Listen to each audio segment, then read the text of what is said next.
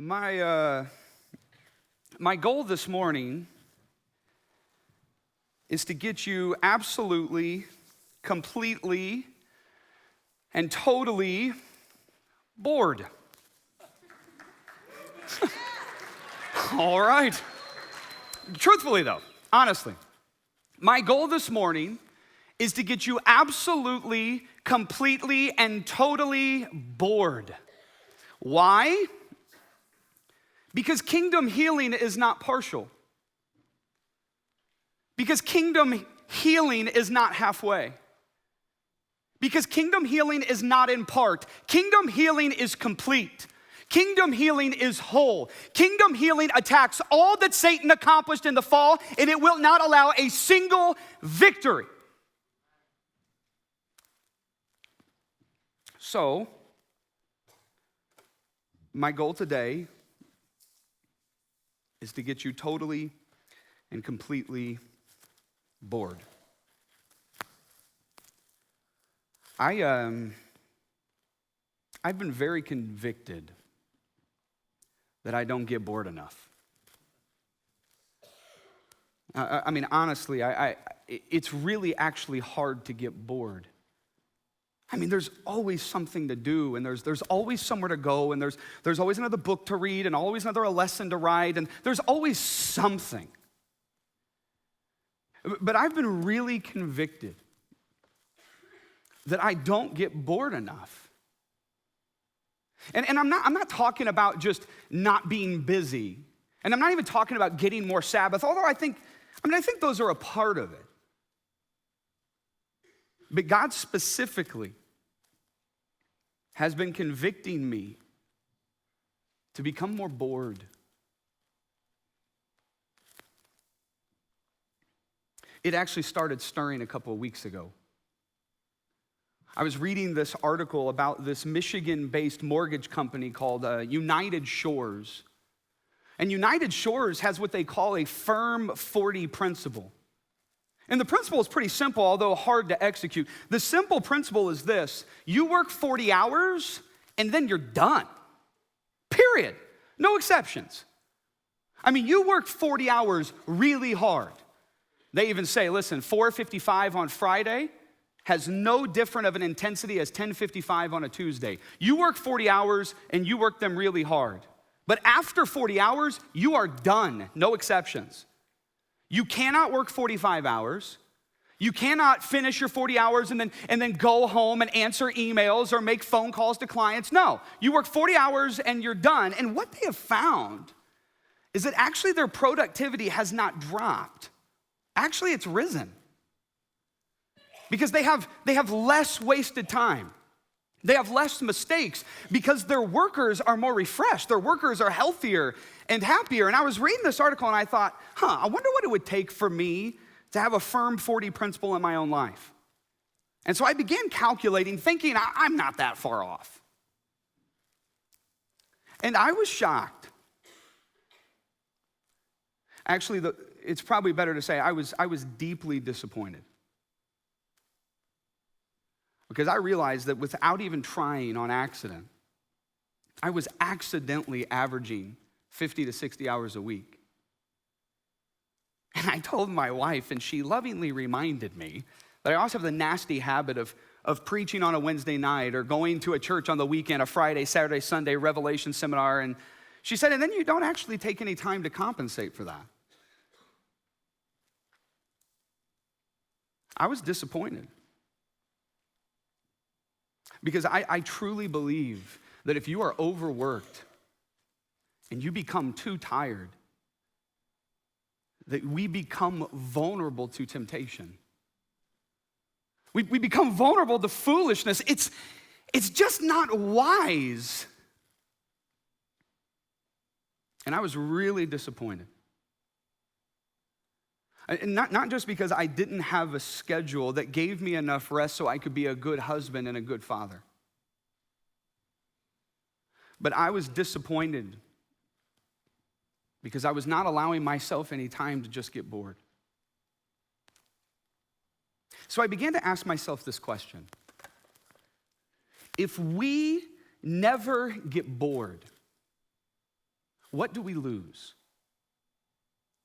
I mean, if we are in a state of perpetual distraction, of endless busyness, if we never get bored, what do we lose? I mean, in our society, and I'm not even just talking about America, I'm talking about Ozark. It's kind of hard to get bored. I mean, we live at a point in history, unlike any point in history, that we have the opportunity to never, ever be bored. From iPhones to text messages to the internet to Google Glasses, then you add on top of that the busyness of school and of work. We can be perpetually distracted because there is always something to do and always something to view. But if we never get bored, what are we losing? Now, whenever I'm talking about boredom, I'm not talking about idleness. I'm not talking about the frivolity that many of us engage when we are resting with Netflix binges or mass social media consumption. That's not boredom. Those are distractions. Those just numb us to the world around us. Kind of like busyness and like workaholism. I mean, the reality is this: idleness and busyness are two sides of the same coin. They're just two different ways to escape the world. No, that's not boredom. Boredom is a collision of inactivity and activity. Boredom is an opportunity to become truly human. You see, whenever I'm bored, it's this array of emotions. I mean, I can't figure out if I'm frustrated or if I'm content or if I'm completely discontent or if I'm an amalgamation of all those and even more emotions. I mean, whenever I am the most bored, I don't know what I want. And I don't know what I don't want. It's like I don't want to read, but I don't want to not read. I mean, it's like I don't want to be idle, but I don't want to go exercise. It's like I sit down, I stand up, I pace around, I go over, I look out the window, I grab a fiddle with a book. In sum, when I am bored, I drive my wife insane. I mean, I drive her absolutely insane because when I'm bored, I don't know what I want, but I just know I want something to be different. I want something to be different, anything to be different. I have a deep desire and a longing for something to shift. A deep desire for transformation. When I'm bored, I have the opportunity to be truly human. Because I agree with Rowan Williams whenever he says the definition of true humanity is to be in longing, is to desire. Because God is at rest in himself. Because he is sustained in his being by himself. But humans are sustained by that which is external to us. Humans are sustained and fulfilled by that which is beyond us, by that which is outside of us. And it is in our longing, it is in boredom, where we truly can become human. I mean, it's as Augustine says in Confessions, Book 1. He says, our hearts are restless until they find their rest in you. If we are perpetually distracted, if we are endlessly busy, man, if we never get bored, what do we lose? I think it's this. We lose the deep craving for something to be different. We lose the intense stirring for transformation. We lose the opportunity to be truly human. And so my goal for you this morning is for you to become completely and thoroughly bored.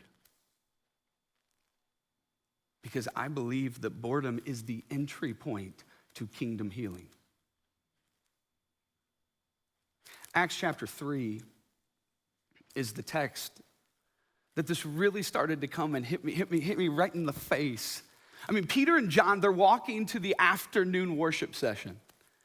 They're walking and they come across this gate called Beautiful. And it's at the foot of this gate, it's underneath this gate it's underneath the gate called Beautiful that sat the ugly. It's underneath the gate called Beautiful that sat the shameful, the forgotten, the outcast. And as Peter and John came up to the gate called Beautiful, they encountered a common fixture of this gate. And I'm not talking about the door itself, and I'm not even talking about the sights and the smells of the sacrifices at the 9th hour. No, I'm talking about a particular beggar. A beggar that was a veteran of his trade. I mean, Acts chapter 4, verse 22 tells us that the beggar was over 40 years old. Acts chapter 3, verse 2 tells us that this beggar was lame from birth. Acts chapter 3, verse 10 tells us this beggar was well known by everybody that came. He was a common fixture at the gate called Beautiful. Because day after day, week after week, month after month, year after year, for 40 years, he sat underneath this gate and watched fathers walk by with their families, barely even glancing at him. He sat at this gate and he would watch the city of Jerusalem swell with the time that the Jewish festivals were happening, where people were coming from all over, from far and from wide. They were coming to worship God, to offer sacrifices, to join in with the community festival, while he sat and begged.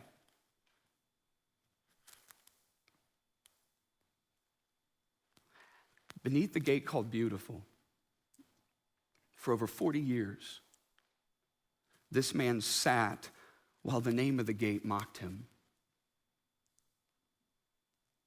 And like the nation of Israel that was wandering for 40 years, I think when you look at this man, I think you would see someone that was just bored.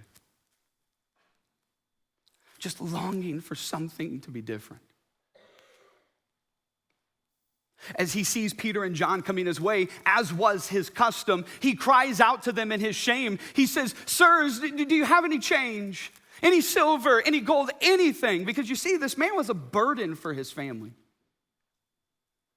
I mean, from the moment this kid was born and he was lame and not able to walk, he was a drain on the honor of his family.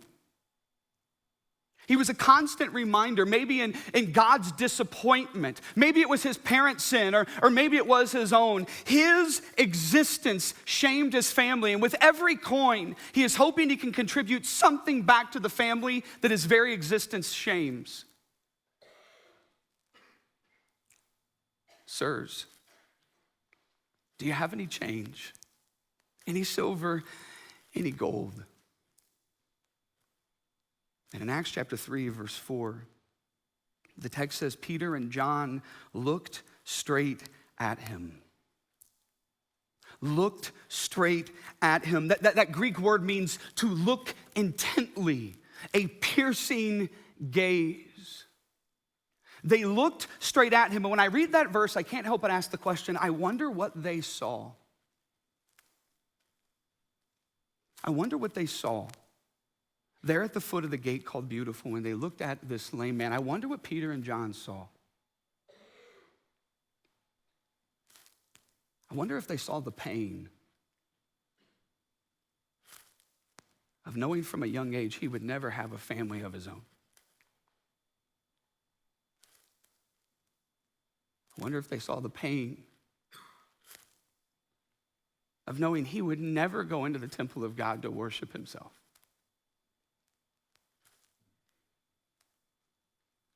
I wonder if they saw the pain of a man who was just bored.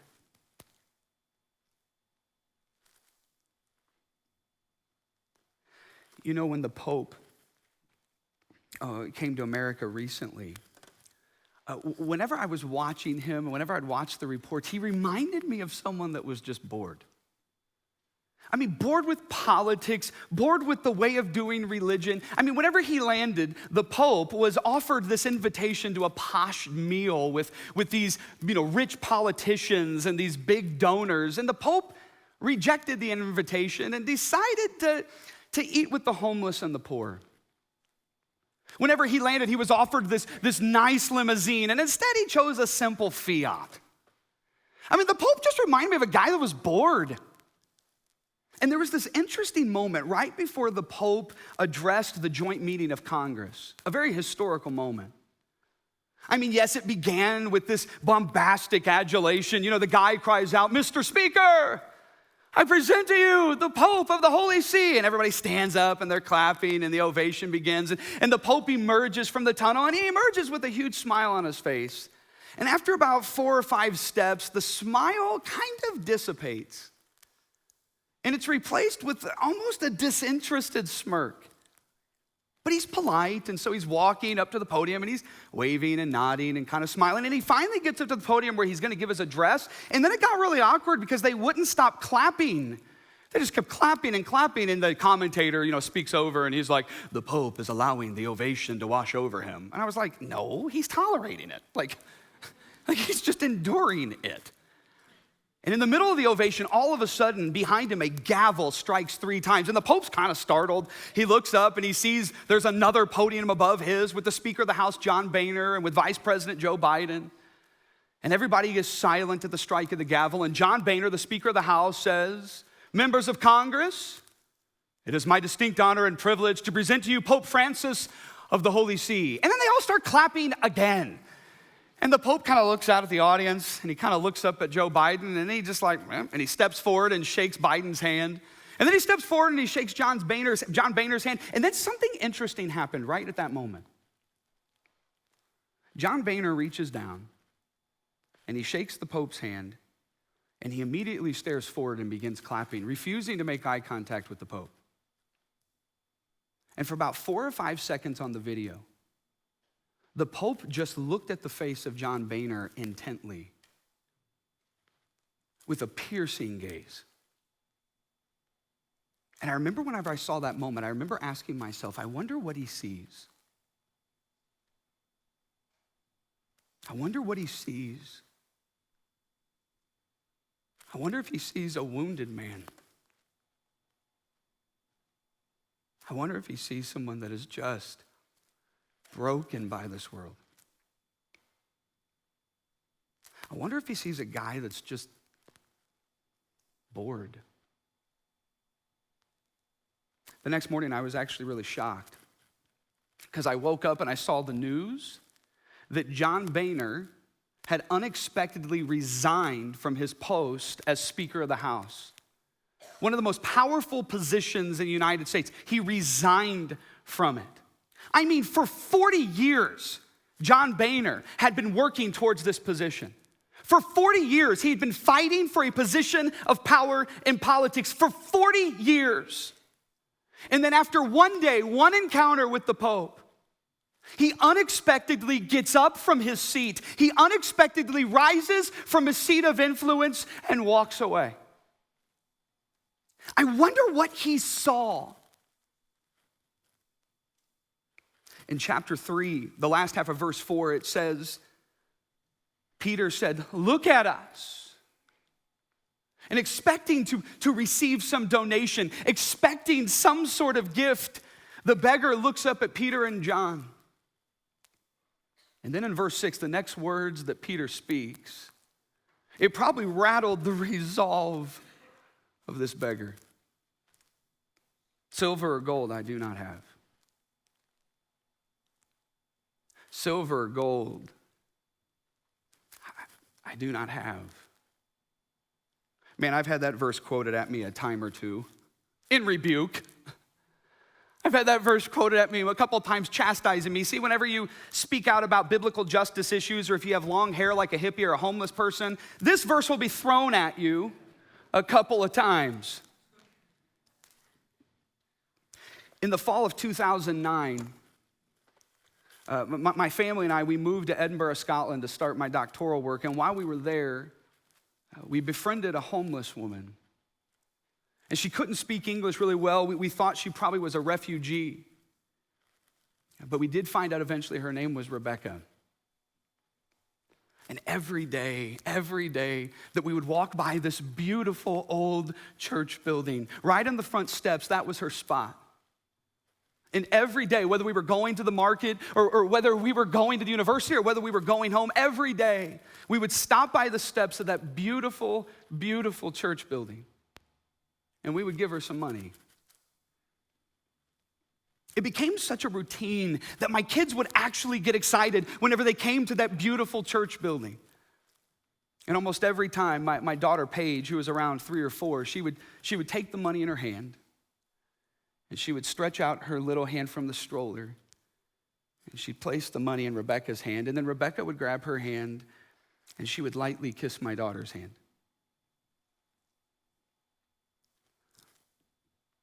We tried many times to talk with her, but the language barrier was just too much.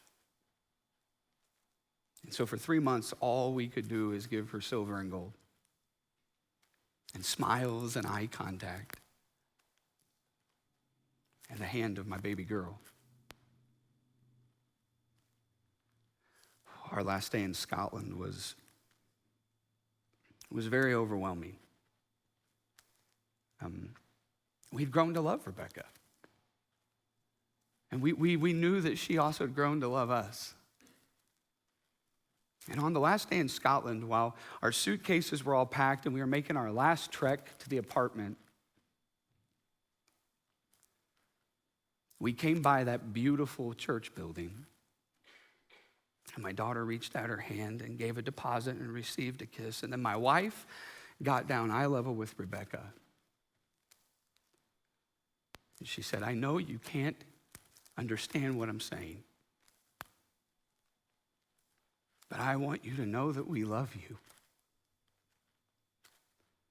And we think you are so beautiful. And Jesus does too. And my prayer is that you will know him, and that you will embrace him and let him embrace you. And as I looked down at my wife through blurry eyes, I could see Rebecca weeping. I saw her squeezing my wife's hand and gave her a big hug. And as we walked away, I remember seeing a slight smile on Rebecca's face.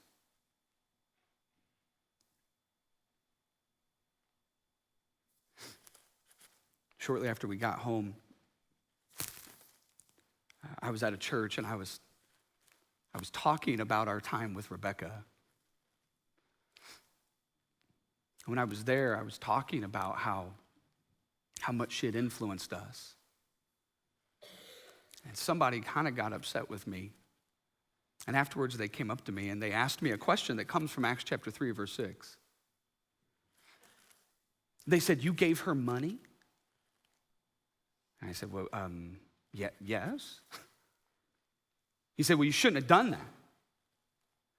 And I said, well, I'm sorry, what? Why? He said, well, when Peter and John came to a lame man at the gate called Beautiful, he didn't give him silver and gold. He gave him Jesus. You should have preached to her Jesus. Don't give him money. And I didn't really know what to say.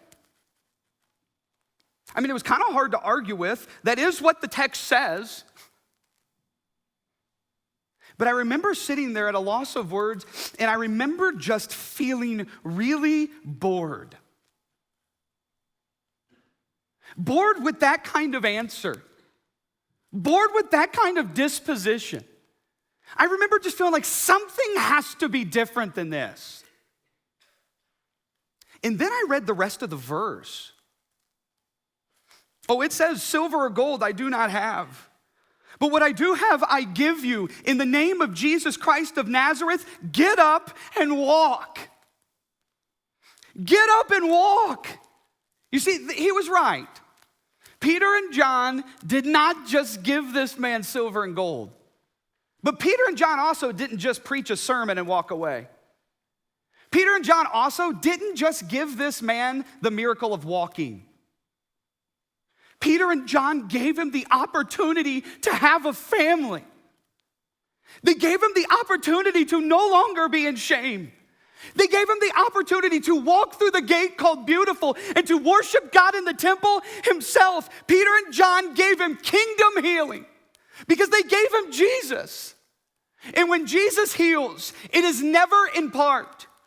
It is never halfway. When Jesus heals, it is complete. It is whole. Not one victory from Genesis 3 is left behind when Jesus heals. No, Peter and John did not give him silver or gold. They gave him kingdom healing. They gave him the answer to his boredom. If we never get bored, what do we lose? If we never get bored, what do we lose? Because boredom ignites a stirring. Boredom ignites this restlessness. Boredom ignites an opportunity for transformation. It's the reason why my goal this morning is for you to get thoroughly bored. Because I'm afraid if we don't get bored, that we may wake up tomorrow no different than we are today. Sealing off areas in our life that desperately need grace. I want you to become bored. Bored with the violence all around you. Bored with the poverty that is destroying people's lives. Bored with racial divisions. Bored with refugees. Bored with complacency. Bored with selfishness. I want you to become bored with yourself. Because the more I engage boredom, the more I understand that what needs to change is me. I want you to become bored with your wounds. Bored with your ego, bored with your sins, bored with waking up every morning and running away from the pain from your past. I want you to become bored so that you can become a catalyst for kingdom healing. When I was writing this sermon, I hit a point where I got really, really bored.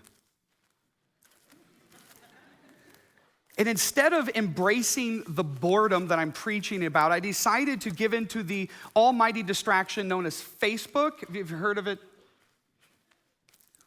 And yet what I meant as a distraction, I believe God meant for my transformation. The very first post I saw was actually from an Ozark alum named Mariano Rogers. And it's the first line that really caught me. And it's the rest of it that really taught me. The first line says, "It just so happened by chance today that I happened to meet the man who shot and killed my father 21 years ago. Now, a long time ago, a hurt and confused by the events that happened, young child stored up so much hate and anger inside of him that it would consume him at times. Growing up, I had so much hate and anger in me directed at two people who hurt and wronged me and affected my life for the rest of my life. And now today, I got to look at my father's murderer and tell him wholeheartedly that I forgive him. And I can't imagine living with all that on you. I know it's gotten to have taken a toll on him. It would on me. I also got to share with him how for many years of my life, how I wished he were dead or that I thought about killing him myself. I mean, that wouldn't fix anything, of course.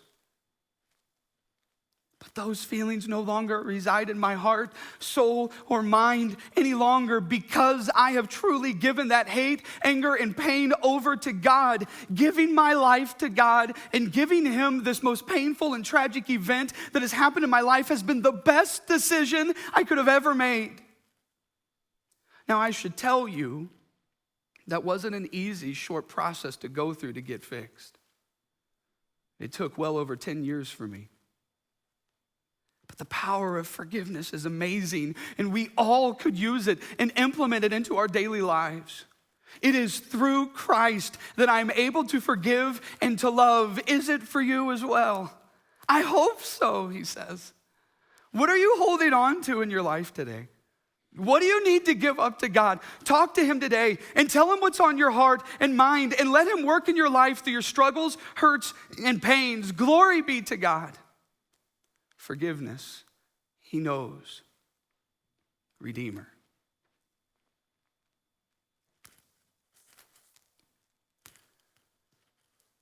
In this post, I'm reminded of the power of boredom. I'm reminded of the insatiable desire to want to become someone different.